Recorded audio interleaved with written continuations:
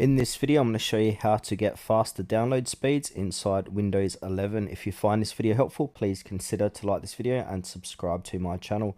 In saying that, let's just jump straight into the video.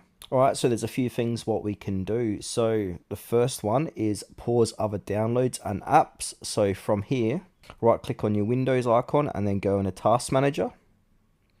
And now we want to go ahead and end tasks using higher bandwidth. So for example, this can be Steam, OneDrive, browsers, etc. So if we come here where it says processors, we can click on where it says network and we can filter by what's using the most bandwidth and then go ahead and turning them off one by one.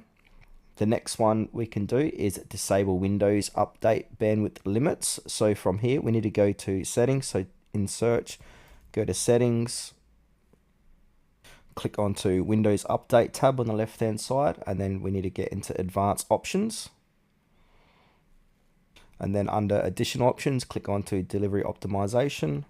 And then once we're here, we want to go ahead and click onto download options. And then where it says background limit as a percentage, we want to change this to 100%. So change this to 100. And then also foreground limit as a percent, we want to change this to 100 as well.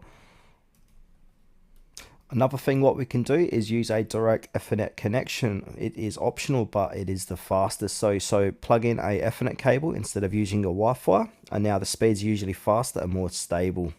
Another thing what we can do is go into command prompt. So type in command prompt and then right click it, run as administrator, and click yes. Then from here, we want to go ahead and clear the DNS cache. So type in this command here, ipconfig space /flush DNS, and hit enter.